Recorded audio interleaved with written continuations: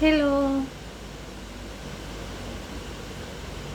നമുക്കെല്ലാവർക്കും ദുഃഖമുണ്ടാക്കിയ ഒരു വാർത്തയാണ് അർജുൻ്റെ. നമുക്ക് അർജുനെ ജീവനോടെ തിരിച്ചു കിട്ടാൻ പ്രാർത്ഥിക്കാം. കോടിക്കണക്കിന് ആൾക്കാരാണ് അർജുന് വേണ്ടി പ്രാർത്ഥിക്കുന്നത്. അതിൽ നമുക്കും പ്രാർത്ഥിക്കാം, ജീവനോടെ കിട്ടട്ടെ അല്ലേ. ആ ഭാര്യ, ആ കുഞ്ഞുവാവ, സഹോദരങ്ങൾ, അച്ഛനും അമ്മ,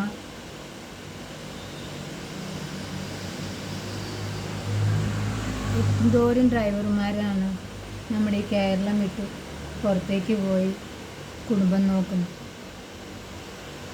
ഡ്രൈവർമാരെന്നൊക്കെ പറഞ്ഞാൽ ആൾക്കാർക്ക് ഇപ്പോഴും കുറച്ച് പുച്ഛമൊക്കെയുണ്ട്. പക്ഷെ എൻ്റെ ഒരു അനുഭവം പറയാം. ദൈവതുല്യരായ ഡ്രൈവർമാരും ഉണ്ട്. അപ്പോൾ ഞാൻ 2022 എൻ്റെ ജാവ എടുത്തിട്ട് അമ്പലങ്ങളിലും പള്ളികളിലും ഒക്കെ വെഞ്ചിരിപ്പും പൂജയൊക്കെ കഴിച്ചിട്ടാണ് ആദ്യത്തെ ട്രിപ്പ് ഗോവയ്ക്കായിരുന്നു. ഗോവയ്ക്ക് പോകുമ്പോഴത്തേക്കും 4 ദിവസം കൊണ്ടാണ് ഞാൻ ഗോവയിൽ എത്തുന്നത്. അപ്പോൾ ഇവിടുന്ന് പോകുമ്പം വലിയ വലിയ കണക്കുകൂട്ടലുകളൊന്നുമില്ല, തയ്യാറെടുപ്പുകളില്ല. തയ്യാറെടുപ്പ് മീൻസ് നമ്മൾ ഇപ്പോൾ കാൽക്കുലേറ്റ് ചെയ്യുമല്ലോ, ഇത്ര കിലോമീറ്റർ ഓടിച്ചു കഴിഞ്ഞാൽ ഇന്ന സ്ഥലത്ത് നമുക്ക് സ്റ്റേ ചെയ്യാം. സ്റ്റേ ചെയ്ത് കഴിയുമ്പോഴത്തേക്കും വെളുപ്പിനെ ഇറങ്ങി യാത്ര പുറപ്പെടാം. നമ്മളൊരു രാത്രി 8 മണി ഒക്കെ ആകുമ്പോൾ നിർത്തുക, രാവിലെ തുടർന്ന് യാത്ര ചെയ്യുക. ഇങ്ങനെയൊക്കെ എൻ്റെ കാര്യത്തിൽ ഇതൊന്നും ഉണ്ടായിരുന്നില്ല കേട്ടോ. വണ്ടി എടുത്ത സന്തോഷം. പിന്നെ എൻ്റെ കൂടെ ഉണ്ടായിരുന്ന എൻ്റെ ഫ്രണ്ട്സ്, അവർ 5 വണ്ടിയിലാണ്, 5 വണ്ടിയിൽ 10, ഞാൻ 11 പേര്. അപ്പോൾ എല്ലാ വണ്ടിയിലും 2 പേര് വെച്ചുണ്ട്, എൻ്റെ വണ്ടിയിൽ മാത്രം ആരുമില്ല. പിന്നെ അതല്ല, എൻ്റെ വണ്ടി കിട്ടാൻ ഇത്തിരി വൈകിയിരുന്നു. അപ്പോൾ ഈ സമയവും കാലമൊക്കെ നോക്കുന്ന, യാത്രയ്ക്ക് പോകുന്ന സമയം കാലമൊക്കെ നോക്കുന്ന കുറച്ച് ഫ്രണ്ട്സ് എനിക്കുണ്ട്. അപ്പോൾ അവരൊക്കെ ആ സമയത്തിന് കറക്റ്റ് ഇറങ്ങണമെന്നുള്ള ആ ഒരു ഭാഷയിൽ ഇറങ്ങി ഞാൻ ഒറ്റപ്പെട്ടു പോവുകയും ചെയ്തു. എനിക്കതിന് വിഷമമൊന്നും ഉണ്ടായില്ല. ഞാൻ വണ്ടി എടുത്തു, നേരെ ഈ പറഞ്ഞ പോലെ എടപ്പള്ളി പള്ളിയിൽ പോയി വണ്ടി വെഞ്ചരിച്ചു. പള്ളിയുടെ പുറകിലുള്ള നമ്മുടെ ഗണപതി അമ്പലത്തിൽ പോയിട്ട് ചാവി താക്കോല് പൂജിച്ചു. അവിടെ നിന്ന് നേരെ പാലാരിവട്ട കഴിഞ്ഞിട്ട് നമുക്ക് വയറ്റിലേക്ക് പോകുമ്പോൾ അവിടെ പുതിയ റോഡെന്ന് പറയുന്ന സ്ഥലത്ത് വളരെ പ്രസിദ്ധമായ ഒരു മുസ്ലിം പള്ളിയുണ്ട്. അവിടെ കയറി ഞാൻ ചന്ദനത്തിരിയും പച്ചപ്പെട്ടും ഒക്കെ വാങ്ങിച്ചു കൊടുത്തു. നേർച്ച കുതിയിൽ പൈസയൊക്കെ ഇട്ടു. അവിടെ വളരെ പ്രസിദ്ധനായ ഒരു തങ്ങളാണ് ഇരിക്കുന്നത്, ഖബറട ഉണ്ട്. അവിടെ പ്രാർത്ഥിച്ച ജെന്യുവനായിട്ടുള്ള കാര്യങ്ങളൊക്കെ നടക്കും കേട്ടോ. ഇത് എനിക്ക് വർഷങ്ങളായിട്ട് ഈ എറണാകുളത്ത് ഞാൻ വന്നിട്ട് ഇപ്പോൾ ഒരു 42 വർഷമായി ഇവിടെ ജീവിക്കാൻ തുടങ്ങിയിട്ട്. എനിക്കറിയാം, എനിക്കത് വിശ്വാസമാണ്. എനിക്ക് എല്ലാ ദൈവങ്ങളെയും വിശ്വാസമാണ്. ഈ മനുഷ്യരിൽ മാത്രമാണ് ഈ കുത്തിത്തിരിപ്പും കളിയാക്കലും. അല്ല, ദൈവങ്ങൾക്ക് അങ്ങനെയൊന്നുമില്ല. അവർ പരസ്പരം ഭയങ്കര ബഹുമാനത്തിലും സ്നേഹത്തിലും അടക്കത്തിലും ഒതുക്കത്തിലും ഒക്കെ തന്നെ ആയിരിക്കും അവർ കഴിയുന്നത്. അവരെ പൂജിക്കുകയും അവരെ വാഴ്ത്തുകയും ചെയ്യുന്ന നമ്മൾ മനുഷ്യന്മാരാണ് തമ്മിത്തല്ലും കുത്തിക്കൊല്ലലും ദുർനടപ്പും എന്തിനേറെ പറയുന്നു. അതൊക്കെ പോട്ടെ. അപ്പോൾ ഞാൻ അങ്ങനെ പോയിക്കൊണ്ടിരിക്കുന്ന സമയത്ത് 2 ദിവസം എടുത്തു. ഞാൻ എറണാകുളത്ത് നിന്ന് മംഗലാപുരം കാസർഗോഡ് ബോർഡ് കഴിഞ്ഞ് മംഗലാപുരത്തേക്ക് കയറുമ്പോൾ, ഞാൻ കാസർഗോഡാണ് 2ാമത്തെ ദിവസം സ്റ്റേ ചെയ്ത്. രാത്രി സ്റ്റേ ചെയ്ത് അവിടെ ബുക്ക് ചെയ്തിട്ടൊന്നുമില്ല ഹോട്ടലുകളൊന്നും. കണ്ടുപിടിച്ചു, ടൗണിലൊരു ഹോട്ടൽ കണ്ടുപിടിച്ചു, ലോഡ്ജ് കണ്ടുപിടിച്ചു. അവിടെ റൂം എടുത്തു, കിടന്നു. നേരം വെളുത്തു ഒരു 7 മണിയൊക്കെ ആയപ്പോൾ ഞാൻ യാത്ര തുടർന്നു. ഒരു മംഗലാപുരം ഒരു പകുതിക്കൊക്കെ എത്താറായിരുന്നു.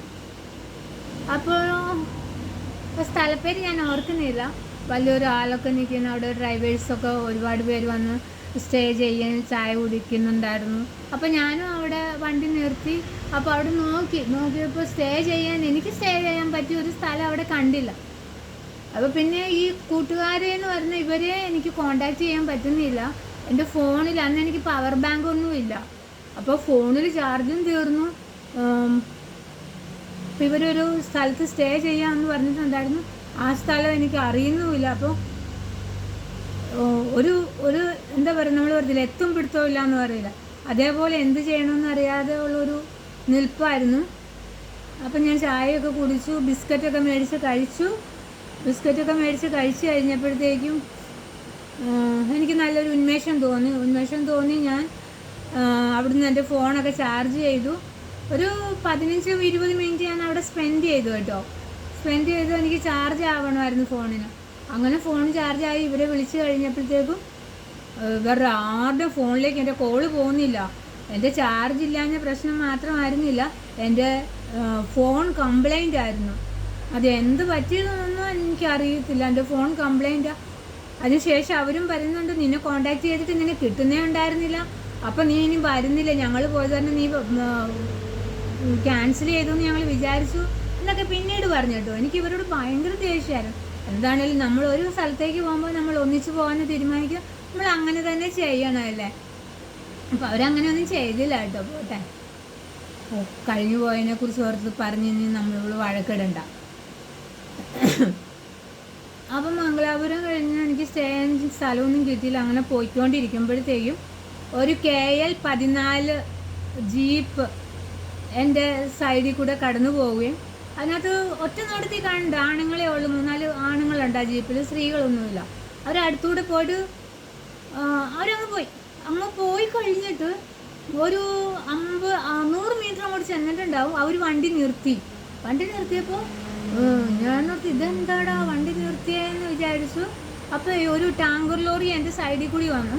അപ്പോൾ ഞാൻ ഈ ടാങ്കർ ലോറിനെ ഓവർടേക്ക് ചെയ്ത്, ഇപ്പോൾ ആൾക്കാർ പറയും നമ്മൾ ഭാരമുള്ള വണ്ടീനെ നമുക്ക് ലെഫ്റ്റ് സൈഡിൽ കൂടെ ഓവർടേക്ക് ചെയ്യണം. പക്ഷെ ഞാൻ ഇന്ന് വരെ ഞാൻ അങ്ങനെ ചെയ്തിട്ടില്ല. ഏത് വലിയ വണ്ടിയും ചെറിയ വണ്ടിയാണെങ്കിലും എനിക്ക് ഓവർടേക്ക് ചെയ്യാൻ നമുക്ക് അതിൻ്റെതായിട്ടൊരു സ്പേസ് ഉണ്ടെങ്കിൽ ഞാൻ റൈറ്റ് സൈഡിൽ കൂടെ ഓവർടേക്ക് ചെയ്യാറുള്ളൂ. ഇത്രയും വർഷമായിട്ട് ഞാൻ അങ്ങനെ ചെയ്തിട്ടുള്ളൂ. അപ്പോൾ എനിക്ക് സ്പേസ് തരുന്നേ ഇല്ല ഈ ടാങ്കർ ലോറി. ഫ്രണ്ടിലാണെങ്കിൽ ഈ ജീപ്പ് നിർത്തിയിരിക്കണം. അപ്പം ഞാൻ രണ്ടിൻ്റെ ഇടയിൽ പെട്ടവണക്കായി എൻ്റെ പോക്ക്. കാരണം ഈ ജീപ്പ് നിർത്തിയിരിക്കുന്ന ലെഫ്റ്റ് സൈഡ് ചേർത്താണ്. എനിക്ക് ആ ലെഫ്റ്റ് സൈഡിൽ കൂടെ പോകാൻ പറ്റില്ല, റൈറ്റിലേക്ക് കയറണം. റൈറ്റിലാണെങ്കിൽ ഈ ടാങ്കർ ലോറിയും ഉണ്ട്. എന്നെ ചേർന്നാണ് ഇവർ വരുന്നത്. രാത്രിയാണെന്ന് ഓർക്കണം, ഒരു 9:30 ആയിട്ടുണ്ടാവും. അപ്പോൾ ഞാൻ സ്ലോ ആക്കി ജീപ്പിൻ്റെ അടുത്തെത്തിയപ്പോൾ ഇവന്മാർ തല വെളിയിലോട്ട് ഇട്ടിട്ട് ഹായ് മേഡം പെണ്ണായിരുന്നു. അപ്പം എനിക്ക് മനസ്സിലായി ഇവന്മാർ ഏതായാലും വണ്ടിയുടെ നമ്പർ നോക്കിയിട്ട് കാര്യമില്ല. ഇപ്പോൾ കേരളത്തിൽ നിന്ന് വണ്ടി വേണമെങ്കിൽ പോണ്ടിച്ചേരിക്കോ ഗോവയ്ക്കോ എവിടെ വേണേലും മേടിക്കാൻ പറ്റുമല്ലോ. അപ്പോൾ അവന് അതല്ല മലയാളികളല്ലേ എന്നൊക്കെ ഞാൻ ചിന്തിച്ചിരുന്നു. പക്ഷെ അവർ പെണ്ണ എന്ന് പറയണു. അപ്പം എനിക്ക് മനസ്സിലായ മലയാളികളാണെന്ന്. അപ്പം ഞാൻ വണ്ടി അങ്ങ് വിട്ടു. അപ്പോൾ ഇവരും പുറകെ വരുന്നു. ഇവർ ലെഫ്റ്റ് സൈഡിൽ ചില സിനിമയിൽ കാണുന്ന കണക്ക് റൈറ്റ് സൈഡിൽ ഈ ടാങ്കർ അങ്ങനെ പോയി ഒരു 2 ജീപ്പാണെങ്കിൽ എൻ്റെ പുറകിൽ നിന്ന് മാറുന്നില്ല കേട്ടോ. എനിക്കാണെങ്കിൽ പേടിയുണ്ട്. കാരണം നിങ്ങൾക്കറിയാമല്ലോ, നിങ്ങൾ ഗോവയ്ക്കോ ആ വഴി എവിടെയെങ്കിലും മുമ്പേക്കോ പോയിട്ടുള്ള ആൾക്കാർക്ക് അറിയാം, ആ വഴി 4 വരിപ്പാതയാണ്. മംഗലാപുരം ഉള്ള സ്ഥലം. മംഗലാപുരത്തിന് ആ റോഡിൽ കുറച്ച് കാട് കഴിഞ്ഞാൽ 4 വരിപ്പാതയുടെ അപ്പുറത്ത് കുറച്ച് വീടുകൾ, അതിനുശേഷം ഇപ്പുറത്തെ സൈഡ് ലെഫ്റ്റ് സൈഡെന്ന് പറഞ്ഞാൽ കടൽ. ഈ കടലിനും ചേർത്താനും നടുക്കെന്ന് പറഞ്ഞാണ് കഴിയേണ്ട യാത്ര. അങ്ങനെ പോയിക്കൊണ്ടിരിക്കുമ്പോൾ ഞാനിങ്ങനെ മിററിൽ കൂടി ഇടയ്ക്കിടയ്ക്ക് ബാക്കിലേക്ക് നോക്കും. അപ്പോൾ ഓപ്പോസിറ്റ് വണ്ടികളൊക്കെ ഇങ്ങനെ പോകുന്നുണ്ട് കേട്ടോ. പോകുന്നുണ്ടെങ്കിൽ എനിക്ക് പേടിച്ച് മൂത്രം ഒഴിക്കാൻ മുട്ടുവാണ്. കാരണം അങ്ങനെ ഒരു അവസ്ഥ. നമ്മൾ രാത്രി വണ്ടി ഓടിച്ചാലും എന്താ പറയുക, നമ്മൾ എത്ര ധൈര്യശാലിയാണെന്ന് പറഞ്ഞാലും ചില സ്പോട്ടിൽ ചില സമയത്ത് ടൈമിൽ നമ്മളെ ഭയം എന്ന് പറയുന്ന ഒരു സംഭവം പിടികൂടും. അതിപ്പോൾ എത്ര വലിയ ആണാണോ പെണ്ണാണോ എന്നൊന്നുമില്ല. അങ്ങനെയായിരുന്നു. എനിക്ക് പേടിയൊന്നും ഉണ്ടായുള്ള കൂട്ടത്തിലായിരുന്നില്ല. പേടിയില്ലായിരുന്നു എനിക്ക് രാത്രി യാത്ര ചെയ്യാൻ. കാരണം എൻ്റെ വണ്ടി എന്ന് പറയുന്നത് വലിയൊരു വണ്ടിയാണ്. അതായത് 2 വീലറിൽ തന്നെ ഏറ്റവും ഇതായിട്ടുള്ളൊരു വണ്ടിയാണ്. പിന്നെ ഞാൻ ഇട്ടിരിക്കുന്ന ജാക്കറ്റ് ആണെങ്കിലും നേവിയുടെ ഷൂ ആണ്, സോറി ആർമി ഷൂ ആണ് ഞാൻ ഇട്ടിരിക്കുന്നത്, ബൂട്ടാണ് ഇട്ടിരിക്കുന്നത്, ജാക്കറ്റ് ഇട്ടിട്ടുണ്ട്. അത് കണക്ക് തന്നെ എൻ്റെ ഹെൽമെറ്റ് ആണെങ്കിലും വളരെ പവർഫുള്ളായിട്ട് ഹെൽമെറ്റാണ്. എൻ്റെ ഹെൽമെറ്റിൽ ക്യാമറയുണ്ട്. അതേപോലെ എൻ്റെ വണ്ടിക്കാണെങ്കിൽ GPS പിടിപ്പിച്ചിട്ടുണ്ട്. അപ്പോൾ എനിക്ക് ഇതൊന്നുമല്ല, അതൊന്നും നമ്മളെ രക്ഷിക്കുന്ന ഒരു ഘടകമല്ല. ഇവർ വന്ന് എന്നെ അറ്റാക്ക് ചെയ്യുമോ എന്നൊരു ഭയം എവിടെ നിന്നാണെന്ന് അറിയത്തില്ല, എന്നെ പിടികൂടി. അത് ഈ ജീപ്പുകാരുടെ വൃത്തികെട്ട് അടുത്തൂടെ വരിക, പുറയുന്ന തന്നെ വൃത്തികെട്ട് നമ്മൾ കേൾക്കാൻ പാകത്തിനുള്ള വൃത്തികേട് പറയുക. കാരണം രാത്രിയാണ്, അപ്പോഴത്തേക്കും 9:30 കഴിഞ്ഞ് 10:30 കഴിഞ്ഞ് 11:30 കഴിഞ്ഞ് അങ്ങനെ ടൈം പോയിക്കൊണ്ടിരിക്കുകയാണ്, വണ്ടികൾ ഓടിക്കൊണ്ടിരിക്കുകയാണ്. അപ്പോഴാണ് ഞാൻ ഈ പുറകിൽ നോക്കുന്നത്, പുറകിലേക്ക് മിററിൽ കൂടെ നോക്കുമ്പോഴത്തേക്ക് ഞാൻ എൻ്റെ ഈ ടാങ്കർ ലോറി കഴിഞ്ഞ് അതിൻ്റെ പുറകിലായിട്ട് വെട്ടം കണ്ടു. വെട്ടം കണ്ടപ്പോൾ അതും കയറി വരുന്നുണ്ട്. അപ്പോൾ ഈ ടാങ്കർ ലോറീനെ ഓവർടേക്ക് ചെയ്ത് റൈറ്റിൽ കൂടെ കയറി അത് ടാങ്കർ ലോറിൻ്റെ ഫ്രണ്ടിലായപ്പോൾ ഓടിക്കൊണ്ടിരിക്കുകയല്ലേ. അപ്പോൾ എനിക്ക് കാണാൻ ലെഫ്റ്റ് സൈഡിൽ നിന്ന് എനിക്ക് കാണാൻ അതൊരു കണ്ടെയ്നറാണ്. ഈ പറഞ്ഞ കണക്ക് ഞാൻ ഏത് ഇരുട്ടത്തും ഞാൻ എപ്പോഴും ഒരു വണ്ടി കണ്ടാൽ ഞാൻ അപ്പം അതിൻ്റെ നമ്പർ നോട്ട് ചെയ്യും കേട്ടോ. അത് പകലും രാത്രി ആയിക്കോട്ടെ, ഏത് സ്ഥലത്തായിക്കോട്ടെ, എനിക്ക് അങ്ങനെ ഒരു ചെറുതിലെ തൊട്ടുള്ളൊരു സ്വഭാവമുണ്ട്. അപ്പോൾ ഞാനിൻ്റെ നമ്പർ നോക്കുമ്പോൾ അത് KL7 എറണാകുളം വണ്ടിയാണ്. അപ്പോൾ എനിക്ക് എവിടെ നിന്നില്ലാത്തൊരു ധൈര്യം, എന്തും ആയിക്കോട്ടെ എറണാകുളംകാരാണല്ലോ. പക്ഷേ ഈ വണ്ടിയും കടന്നു പോകുന്നില്ല. ഈ വണ്ടിയിൽ ഇരുന്നിട്ട് സൈഡിലിരുന്നൊരു ആള് ഇങ്ങനെ തല വെളിയിലോട്ടിട്ട് എന്നെ നോക്കുവാണ്. അപ്പോൾ ഇങ്ങനെ പൊയ്ക്കൊണ്ടിരിക്കുകയാണ്. ഫ്രണ്ടിൽ ഈ എസ്കോർട്ട് വരുന്നാണെങ്കിൽ ഈ വണ്ടികൾ 3 ഞാനും, എൻ്റെ മനസ്സ് ഞാൻ അവിടെ വീണ് ചത്തുപോവോ, എനിക്കില്ലാത്ത വിറയലില്ല കേട്ടോ. ഇതിപ്പം ഞാനിങ്ങനെ പറയുമ്പോൾ ഇത്ര ഇതോടുകൂടി പറഞ്ഞ അന്ന് അനുഭവിച്ചപ്പോൾ അത് ഭയങ്കര. അപ്പം എന്തിന് ഇത്ര പേടിയുള്ള ആൾക്കാർ യാത്ര പോയെന്ന് ചോദിക്കും. പക്ഷെ നമുക്ക് പേടി ഉണ്ടാവില്ല. നമ്മളെ ആക്രമിക്കാൻ ഒരു സംഘം പോലെ നമുക്ക് ചിലപ്പോൾ ആക്രമിക്കാനായിരിക്കില്ല. നമ്മുടെ ആ ഒരു അവസ്ഥയിൽ ആ ഇരുട്ടും ആ വിജനതയൊക്കെ ആകുമ്പോൾ നമുക്ക് അങ്ങനെ തോന്നിപ്പോകും. അതിപ്പോൾ എത്ര വലിയ ആൾക്കാരാണെന്ന് പറഞ്ഞാൽ അങ്ങനെ ഒരു സംഭവം ഉണ്ടായാൽ പതറിപ്പോകുക തന്നെ ചെയ്യും. അപ്പോൾ ഈ ടാങ്കർ എൻ്റെ സൈഡിൽ കൂടെ വന്ന് എന്നെ ഓവർടേക്ക് ചെയ്ത് ലെഫ്റ്റിലേക്ക് പോയപ്പോൾ ജീപ്പിൻ്റെ ഫ്രണ്ടിലായി. ജീപ്പിനെ ഓവർടേക്ക് ചെയ്താൽ പോയാൽ അതവിടെ നിർത്തി, അവരവിടെ നിർത്തി.